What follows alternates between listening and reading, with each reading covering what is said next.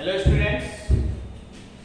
तो last class में हम लोग कुछ क्वेश्चंस वगैरह कर रहे थे, है ना, और कुछ स्पेशल टाइम में कुछ वैल्यू बोला था, दो चार डिटरमिनेंट का मैंने याद रखने के, ठीक है। यहाँ तक लास्ट क्लास में हमने किया था।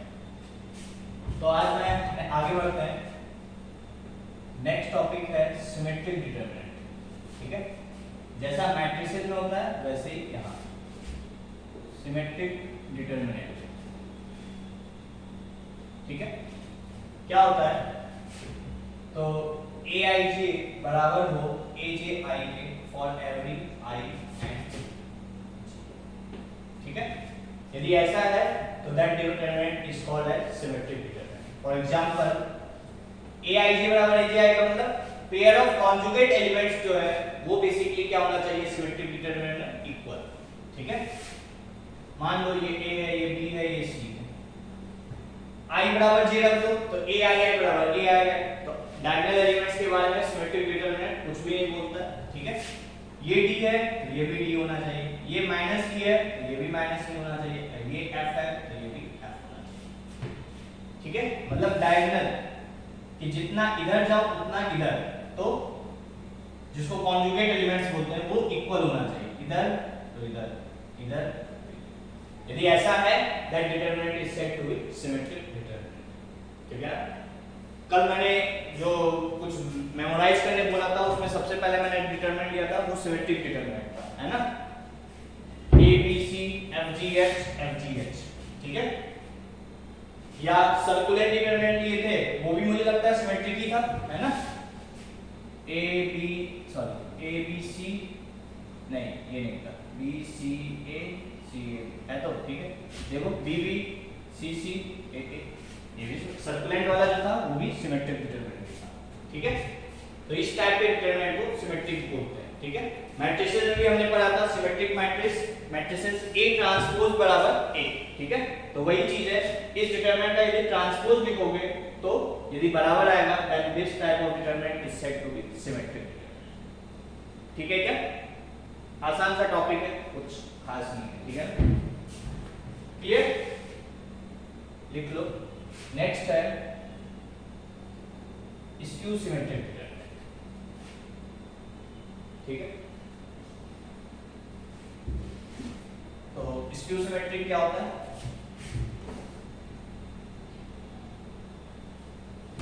कि ए आई जे बराबर minus a j i for every i and j, ठीक है।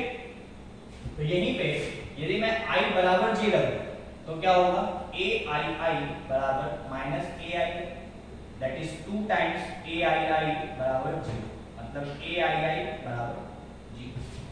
ए आई आई का मतलब क्या है, डायगोनल एलिमेंट्स। तो diagonal elements of skew symmetric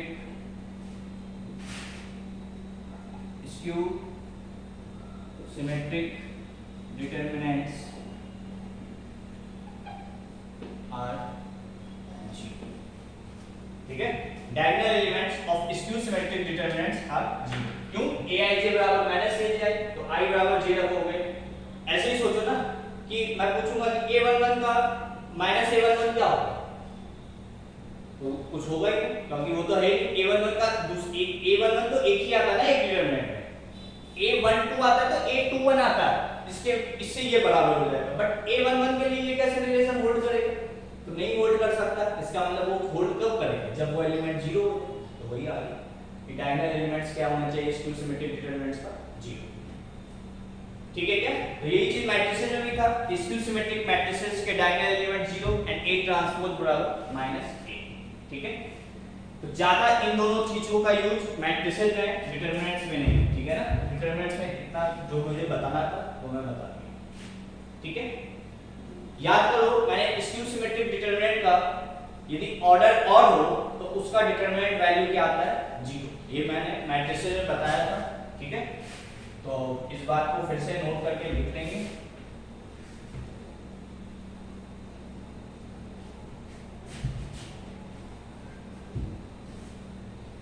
क्या नोट डाल के determinant value of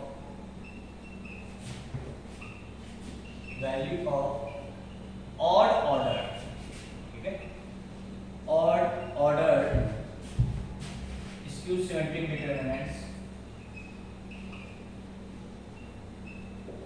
determinate value of odd order skew symmetric determinants will always be 0, will always be 0, ठीक है। क्या बोल रहा हूं मैं, ऑड ऑर्डर का स्क्यू सिमेट्रिक डिटरमिनेंट्स है तो उसकी वैल्यू हमेशा क्या होगी, 0, ठीक है। नोट कर लो इसको। एग्जांपल के तौर पे मैं क्या ले रहा हूं, चलो पहले एक ऑर्डर 2 का ले लेते हैं।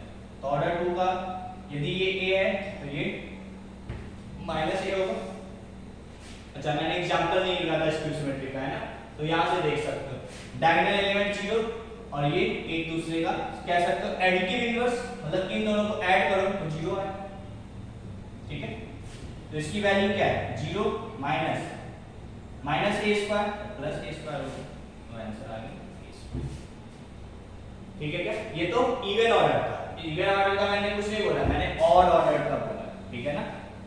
तो एक और ले लेते हैं, से ऑर्डर 3 का, तो 0 0 0 5 7 2 -5 -7 -2, ठीक है। क्या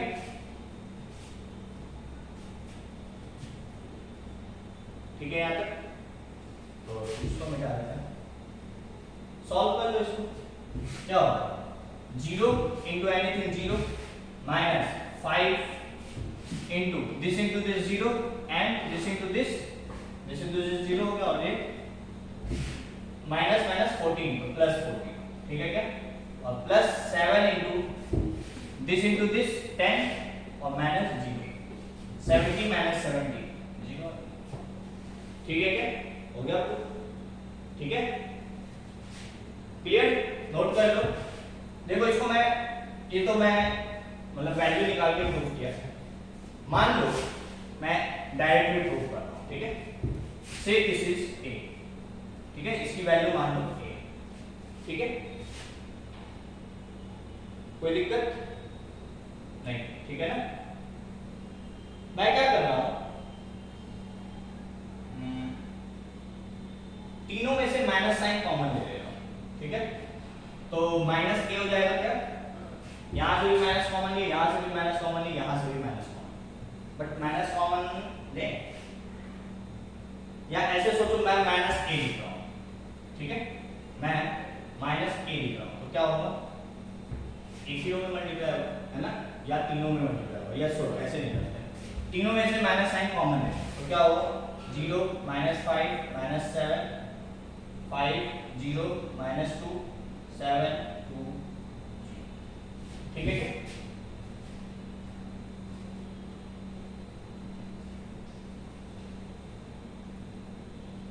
ठीक है, यहां से कुछ नहीं होना, ऐसे नहीं होगा, ऐसा करो, इसको यदि ट्रांसपोज ले लें तो वो चीज वहां चल जाएगा, है ना। तो क्या होगा, ये बेसिकली इसका ट्रांसपोज ही लिखा है, एक मैं दूसरे तरीके से देख रहा हूँ, ठीक है, इसका ट्रांसपोज ही लिखा है ना, और जो इसकी डिटरमिनेंट वैल्यू होनी चाहिए वही इसकी डिटरमिनेंट वैल्यू होगी, ठीक है। यहाँ से तो कुछ क्लियर नहीं हो, ठीक है, छोड़ दो, सबसे आसान सा तरीका तो वैल्यू निकाल के देख लो, या मैं फिर मैट्रिसेस वाला जो पार्ट था उस तरीके से भी प्रूव कर सकता हूँ जो मैंने वहां पे किया था, तो मैं उसको रिपीट नहीं कर रहा हूँ, ठीक है। या यदि वैसे प्रूव करना है तो देखो लॉग में फिर से प्रूव कर दे रहा हूँ, ठीक है। मैं कुछ यहाँ पे देख रहा था, ठीक है, चलो देखो क्या होता है, A ट्रांसपोज बराबर माइनस A होता है स्क्यू सिमेट्रिक मैट्रिसेस के लिए, दोनों तरफ डिटरमिनेंट ले लो, ठीक है।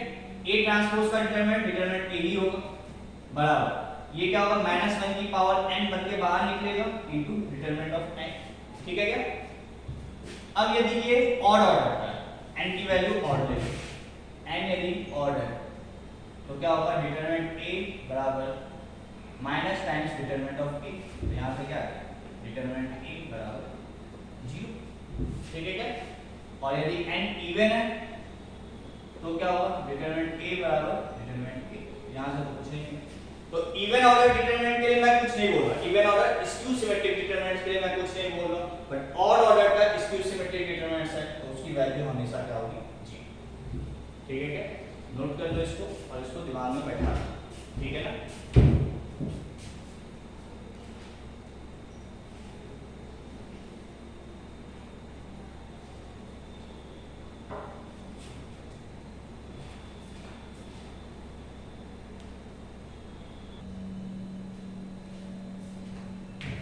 ठीक है, यहां तक ये था basically symmetric and skew symmetric determinant.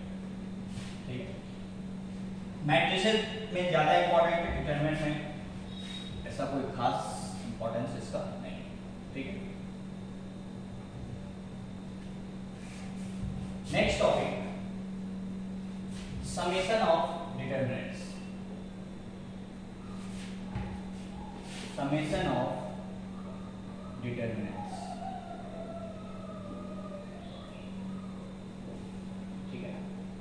ये तो वैसे हम डिस्कस कर चुके हैं, बट फिर से फॉर्मली क्या है, मैंने एक प्रॉपर्टी लिखाया था तुमको कि एक डिटरमिनेंट को मैं दो डिटरमिनेंट में ब्रेक कर सकता हूं। ठीक है, कैसे ब्रेक कर सकता हूं, या तो किसी रो के अबाउट या किसी कॉलम के अबाउट, मतलब जिस रो या कॉलम के अबाउट कर रहे हो उसके अबाउट ब्रेक करो तो बाकी रो एंड कॉलम को एज इट इज दोनों डिटरमिनेंट में होना चाहिए।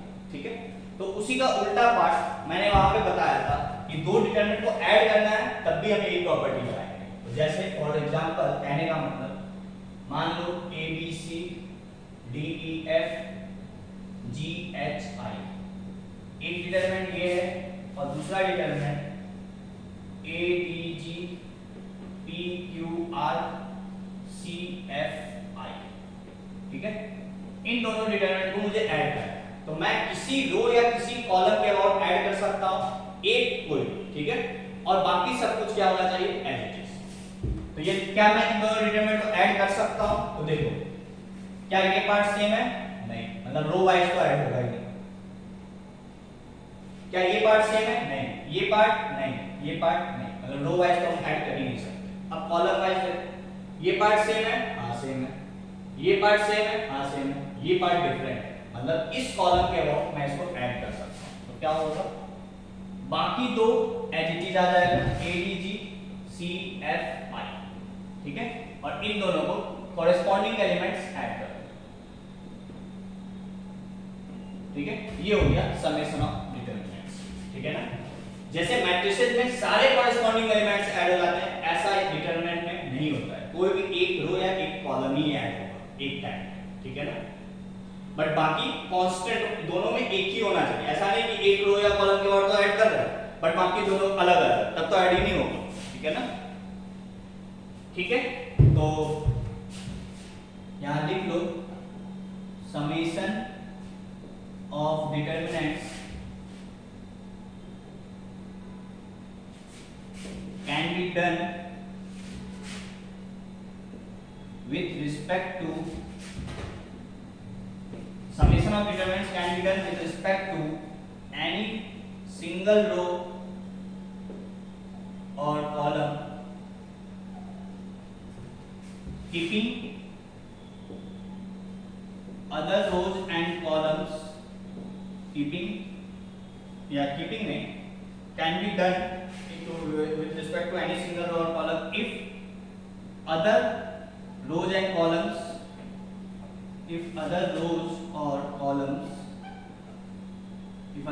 columns are seen in with respect to any, if other rows or columns are seen in both the determinants, ठीक है, मैं दो डिटरमिनेंट के लिए बात कर रहा हूं बट ये चीज दो से ज्यादा के लिए भी एक्सटेंड किया जा सकता है। ठीक है ना, तो कोई भी दो डिटरमिनेंट को कभी तभी ऐड कर सकते हैं जब किसी रो या कॉलम के अबाउट किया जाएगा पहला चीज, बट बाकी चीजें एज इट इज दोनों में होना चाहिए। ठीक है ना, क्लियर, नोट कर लो इसको। ठीक है, तो चलो मैं यहीं पे क्वेश्चन दे देता हूं, 579403257। ठीक है,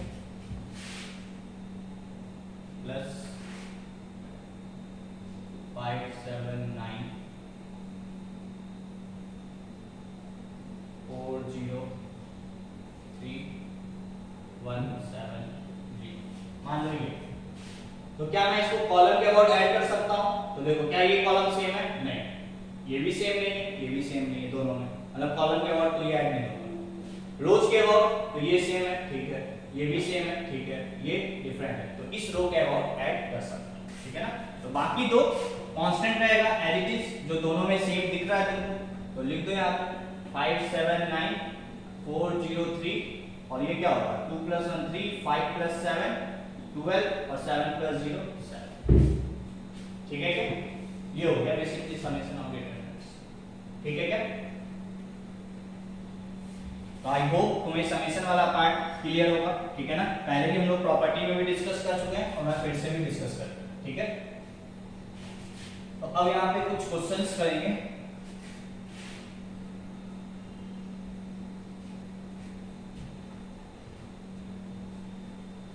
ठीक है।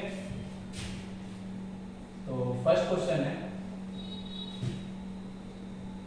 लेट डेल्टा आर, ठीक है, मतलब जैसे fx लिखते हैं ना, तो ऐसे ही डेल्टा इज डिटरमिनेंट के लिए लिखना होंगे और ये फंक्शन होगा बेसिकली r का, ठीक है। तो से r² 2r 3 4 5 7 1 0 3 ये। तो find summation of delta r and r is from 1 to n, ठीक है, ये निकालना है तुम्हें। तो कैसे निकलेगा सॉल्यूशन, ठीक है। तो पहले r की वैल्यू 1 रखेंगे, 2 रखेंगे, 3 रखेंगे, मतलब मुझे क्या निकालना है summation r is from 1 to n delta r, मतलब r की जगह पहले 1 रखे, फिर 2 रखे और ऐसे ऐसे अप टू n तक, ठीक है क्या। डेल्टा 1 क्या होगा, मतलब r की जगह 1 रख दो, तो 1 2 3, ये तो यहाँ पे r का फंक्शन नहीं है तो इसको एज इट इज रखिए, प्लस फिर यहाँ पे ये तो एज इट इज है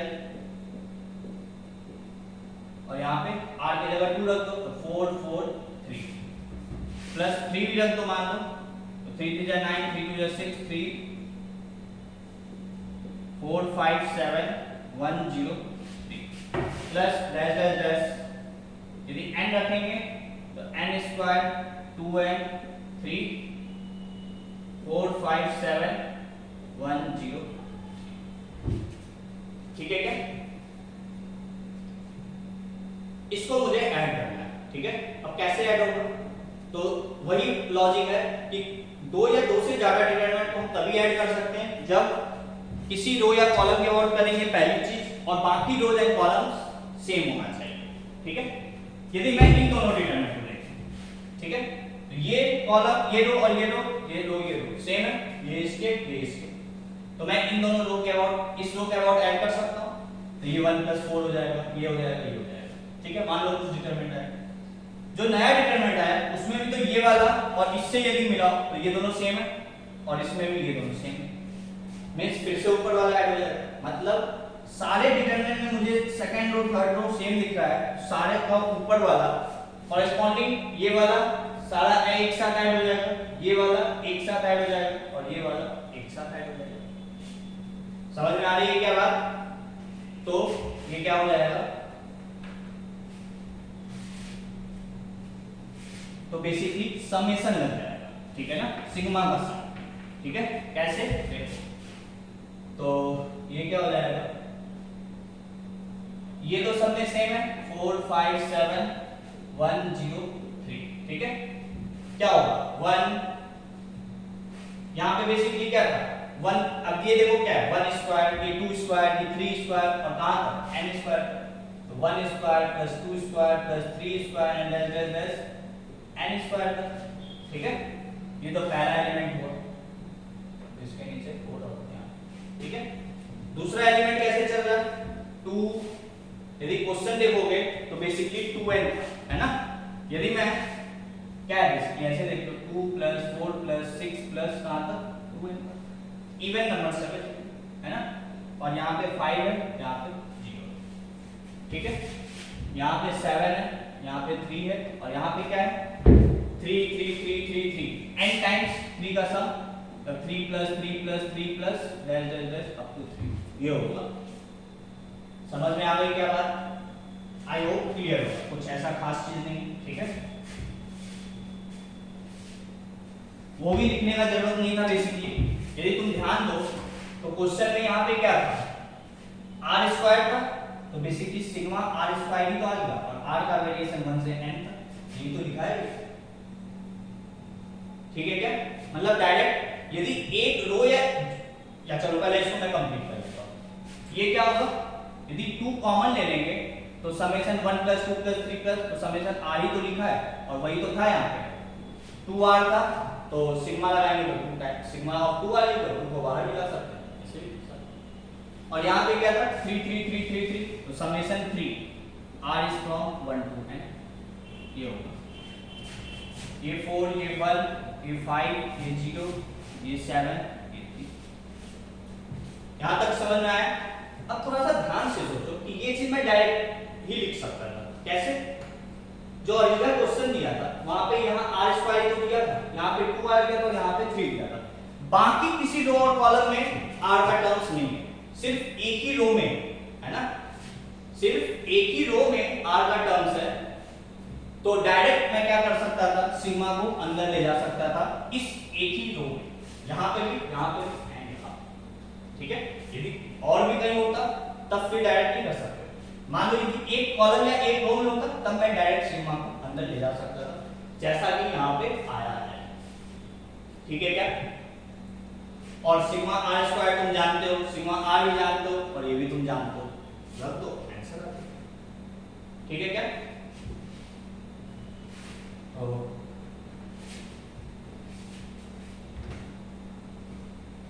क्या होगा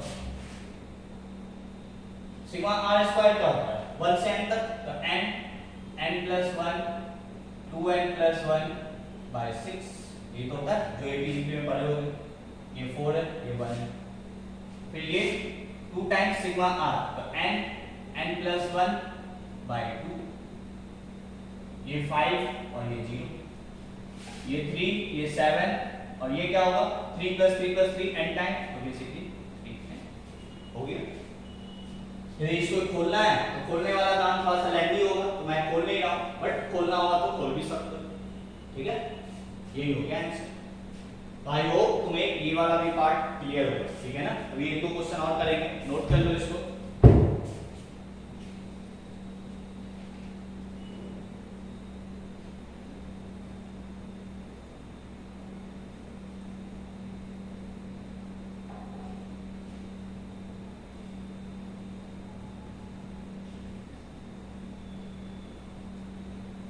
ठीक है क्या यहाँ तक?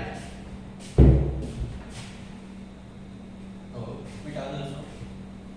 नेक्स्ट क्वेश्चन थोड़ा सा और क्लियर हो जाए, ठीक है। आसान सा टॉपिक है, ठीक है ना।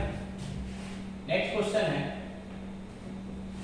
लेट डेल्टा आर बराबर r 2r स्क्वायर 7r, ठीक है 1 3 0, ठीक है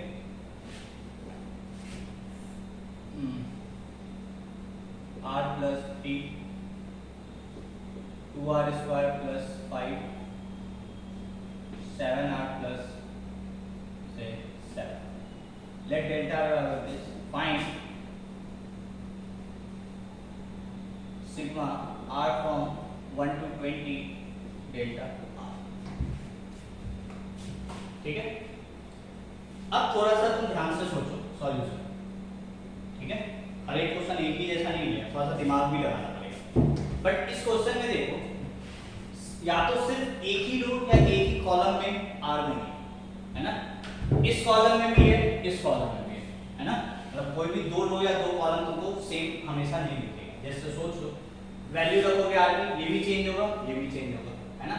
1 रखोगे तो चेंज होगा, 2 रखोगे तब भी चेंज होगा, 3 रखोगे तब भी चेंज होगा।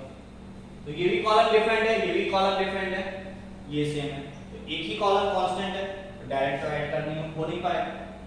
यदि इसके और सोचो तो यहाँ पे भी वही चीज आएगा, तीनों रो अलग अलग होगा क्योंकि तीनों रो में आर का टर्म्स है, मतलब रो वाइज में हम एडिशन डायरेक्ट नहीं कर पाएंगे, ठीक है।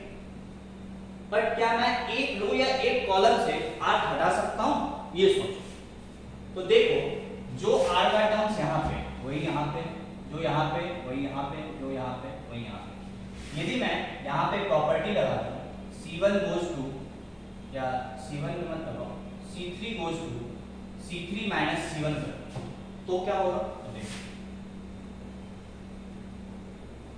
R 2R square 7R 1 3 0, this minus this, तो R plus 3 minus R क्या है? 3, 2R square plus 5 minus 2R square, 7R plus 7 minus 7R, ये ठीक है क्या? अब एक ही रो या एक ही कॉलम में आ रहा है, एक रो या कॉलम से गायब है। अब ये दोनों हमेशा कांस्टेंट रहेगा यदि r का वेरिएशन एक बार 1 रखोगे, 2 रखोगे, 3 रखोगे, 4 रखोगे, मतलब मैं इस कॉलम के अबाउट ऐड कर सकता हूं keeping this two columns as constant. अरे समझ में आ रही है बात? ठीक है क्या? तो क्या हो जाएगा, इसको मिटा दो ऊपर वाला पार्ट,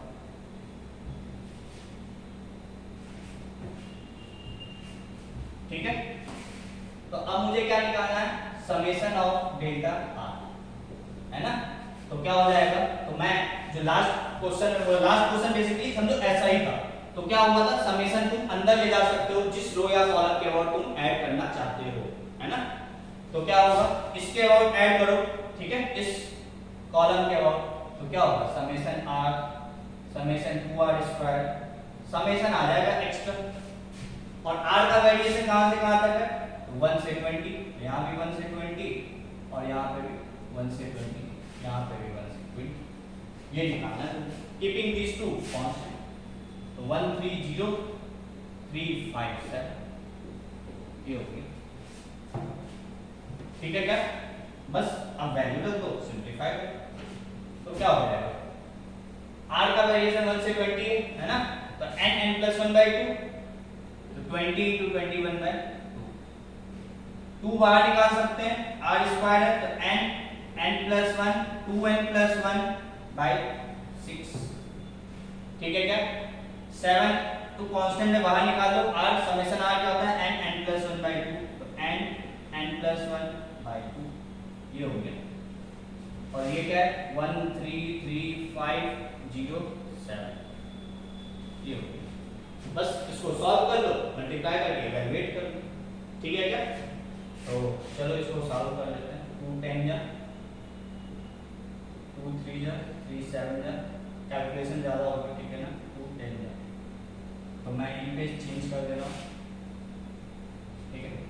तो इक्वल्स टू ए क्या आएगा, 21 10 जा 210, ठीक है। और ये हो जाएगा 27 जा 40, तो 41 into 40, है ना, 1640, ठीक है। और ये हो जाएगा 21 7 जा 1470, ये हो गया, ठीक है क्या? बस इसको इवैल्यूएट कर लो और जो भी आंसर आए वो आंसर हो जाएगा, ठीक है क्या? आई होप क्लियर होगा तुम्हें, है ना। यदि सॉल्व करना है तो चलो कर लो, 201 10 this into this 21 minus 0 minus 1 16 40 into 7 minus 40 70 into 5 plus 3 into 0 minus 3 into 40 70, ये हो गया। तो ये क्या हो जाएगा, 21 21 जा 441, तो ये हो गया 4410, ठीक है। माइनस 7 4 जा 28, 7 3 जा 42 44 4 7 4 11, माइनस 7 5 जा 35 3 23 2 5 2 7, ठीक है। प्लस या माइनस आ जाएगा 9 7 जा 63, 9 4 जा 36 और 6 42 4 9 4 13, ये हो गया। तो आ गया 4410 माइनस 8 में से 5 गया 3 1304, ठीक है क्या? 11,480, ठीक है, और वो -13,230, ठीक है क्या? तो इन दोनों को सॉल्व कर लो पहले। तो 42,170 280 280 -13,230, ठीक है क्या? 230 गया तो 13,000, तो 250 कटेगा 12,950, ये आ गया आंसर, ठीक है। तो आई होप ये भी पार्ट तुम्हें समझ में आ गया होगा। नोट कर लो एक और क्वेश्चन, लास्ट क्वेश्चन इस टॉपिक पे।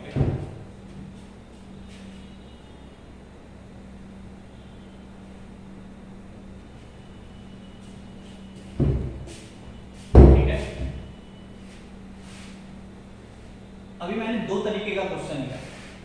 पहला तो एक ही रो या एक ही कॉलम में r का टर्म्स है तो डायरेक्ट सिग्मा से सॉल्व हो गया। यदि दो रो या दो कॉलम में है और मैं उसको प्रॉपर्टी लगा के एक ही रो या एक ही कॉलम में ले आऊं तो भी डायरेक्ट सॉल्व हो जाएगा। बट सपोज करो लेट डेल्टा r बराबर r0 3 7 r5 3 0 r+1, मान लो यही है, ठीक है। जो तीनों रो वाइज देखो तो तीनों रो में, या कॉलम वाइज देखो तो तीनों कॉलम में r का टर्म। अब इसको कैसे सॉल्व करेंगे भाई? इसको तो मैं इसको इससे माइनस कर नहीं सकता हूं, इसको मैं इससे माइनस कर नहीं सकता हूं, मतलब r का टर्म्स हर एक रो या हर एक कॉलम में रहेगा ही रहेगा, है ना। तब कैसे करेंगे? अब एक एक डिटरमिनेंट लिख के तो सॉल्व करेंगे। सपोज करो यहां पे क्वेश्चन है find summation of delta r and r is from 1 to say 50, ठीक है। तो अब कैसे करेंगे? जब हम डायरेक्ट सॉल्व कर सकते हैं डिटरमिनेंट को ऐड करके तो हम वैसे करेंगे, बट हम नहीं कर सकते, है ना। तीनों रो या कॉलम में r का टर्म्स है तो हम क्या करेंगे? First evaluate this determinant in terms of r का फंक्शन है, इसको इवैल्यूएट करेंगे, r का टर्म्स आएगा, उसके बाद हम r की वैल्यू करेंगे। मतलब कहने का मतलब सॉल्यूशन, इस डिटरमिनेंट को इवैल्यूएट करो, वैल्यू निकालो r के टर्म्स में, ठीक है ना। तो मैं इस रो के अबाउट खोल रहा हूं, सॉरी इस कॉलम के अबाउट, ठीक है, C2 के अबाउट मैं इस डिटरमिनेंट को खोल रहा हूं। क्यों? क्योंकि मैक्सिमम नंबर ऑफ जीरोस मुझे यही दिख रहा है, ठीक है। प्लस माइनस, तो जीरो माइनस है प्लस जीरो है तो चला जाएगा, तो माइनस प्लस r इनटू इसको हाइड किए this r into r+1 minus 3 3 जा 9, ठीक है। फिर plus plus minus minus plus minus sorry minus plus minus, फिर माइनस बट जीरो है तो जीरो आ जाएगा। तो इस डिटरमिनेंट को हमने इवैल्यूएट किया r के टर्म्स में, जो कि ये आ जाएगा, क्या आ जाएगा? r into r² plus r minus 9, ठीक है क्या। तो ये हो जाएगा r³ plus r² minus 9r, ठीक है क्या। ये आ गया। मुझे ये नहीं निकालना, मुझे ये निकालना। तो अब मैं यहाँ पे सिग्मा लगा दूंगा, मतलब sigma r from 1 to 50 delta of r, ये निकाल, मतलब summation r from 1 to 50 delta r क्या है? जो r का फंक्शन आया उसको यहाँ पे लिख के, जो हम लोग एबीसीपी में बेसिकली सीखे वो काम अब हम यही डायरेक्ट यहाँ पे करें। यहाँ पे नहीं हुआ तो इवैल्यूएट करने के बाद हम इसको सिंप्लीफाई करेंगे, ठीक है क्या। तो ये आ गया, ठीक है। बस अब तो सिग्मा लगाना, ठीक है, तो सॉल्व हो जाएगा। तो इस तरीके, ऐसा कोई जरूरी नहीं है कि डिटरमिनेंट में ही पहले सिग्मा लगे तभी सॉल्व हो, ठीक है। यदि एक रो या एक कॉलम है तो तुम सिग्मा को अंदर ले जा सकते हो, ठीक है ना। बट यदि सब रो और सब सारे कॉलम है तो फर्स्ट इवैल्यूएट कर लो डिटरमिनेंट को r के टर्म्स में और उसके बाद सिग्मा लगाओ, ठीक है। तो क्या हो जाएगा? Sigma r from 1 to 50 delta r बराबर क्या हो जाएगा? Summation r from 1 to 50 separate कर लो तो r³ r from 1 to 50 r² minus sigma 9r and r is from 1 to 50, ठीक है क्या। ये हो गया, इसको निकालो बस। सिग्मा r³ क्या होता है? तो n+1/2 का होल स्क्वायर, ये होता है सिग्मा r³, है ना।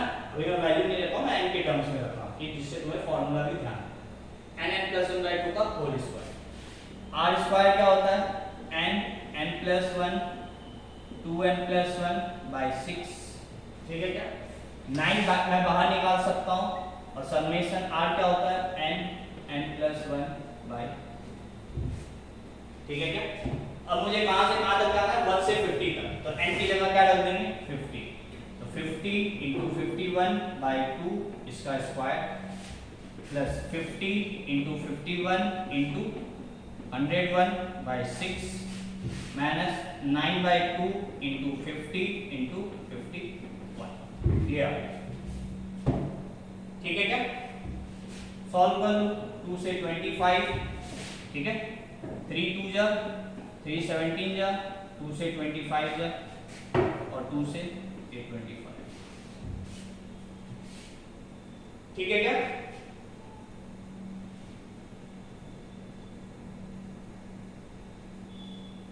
ठीक है, कोई दिक्कत।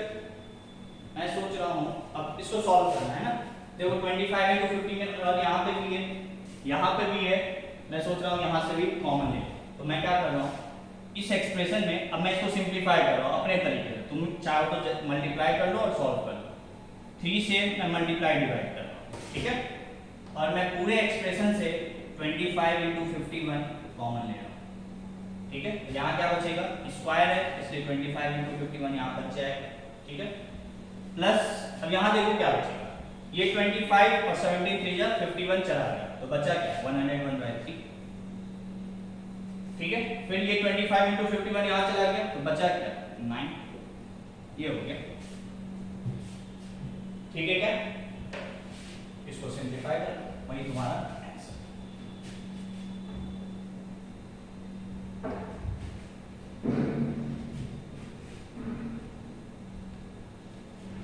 तो क्या होगा 25 5 125 1250 1275, ये आ जाएगा 1275, ठीक है। तो ये भी हो जाएगा 1275 प्लस 101/3 माइनस 9, ठीक है, तो ये हो जाएगा 1275 और माइनस 9 करोगे तो 5 या 1260 4 6 है ना, और 9 प्लस 101/3, तो ये हो जाएगा 1275 इंटू 12 3 जा 36 और 6 18, ठीक है, 3798, ये आएगा क्या, ठीक है, प्लस 101/3, ये ठीक है, इसको मिटा दो, तो क्या हो जाएगा 1275 इंटू इसको मल्टीप्लाई ऐड करो 3799 3899 बाई 3, ठीक है क्या, 3 से ये कट जाएगा 425, इन दोनों को मल्टीप्लाई कर लो वही तुम्हारा, ठीक है क्या। नोट कर लो, आई होप यहाँ तक की चीजें तुम्हें क्लियर हो, ठीक है ना। तो ये था बेसिकली समेशन ऑफ डिटरमिनेंट्स, ठीक है ना। इसके आगे नेक्स्ट क्लास में कंटिन्यू करते हैं, ठीक है, थैंक यू।